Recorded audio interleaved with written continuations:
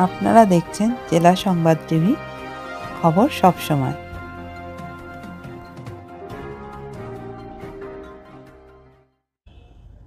না, আমি এটা নিয়ে বাড়তি উৎসাহ প্রকাশও করব না, আবার নিরুৎসাহ প্রকাশও করব না। ভাস্করবাবু যেটা বলেছেন এটা সর্বস্তরের বঞ্চিত, তাদের সকলের ভাবা উচিত। এর আলটিমেট সলিউশন হচ্ছে মমতা ব্যানার্জির নামের সামনে প্রাক্তন মুখ্যমন্ত্রী লিখতে হবে। This is the ultimate solution. পশ্চিমবঙ্গের বর্তমান যা সমস্যা তার এটাই সলিউশন।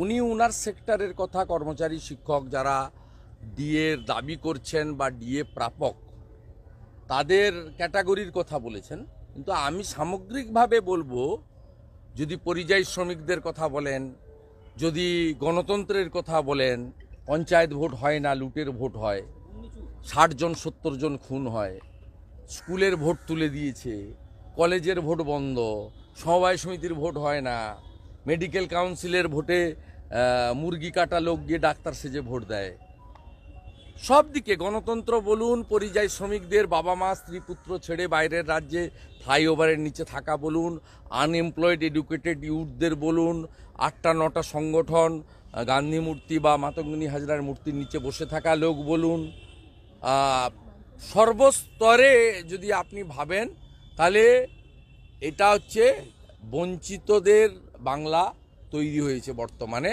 এমনকি যে কথাগুলো আমরা 29 তারিখের সভাকে সামনে রেখে নভেম্বরে বলেছিলাম যে পশ্চিমবাংলার বঞ্চিতরা চলুন, সেই বঞ্চিত দলে তো সকলে, তাই স্বাভাবিকভাবে সব বঞ্চিতকে এক জায়গায় এসে আমি যে স্লোগানটা চন্দ্রকোনা থেকে তুলেছিলাম, কৃষক সমাবেশ থেকে, এটা গেঞ্জি পরে তুলেছিলাম, তাতে লেখা ছিল নো ভোট টু মমতা। এইটা করতে হবে।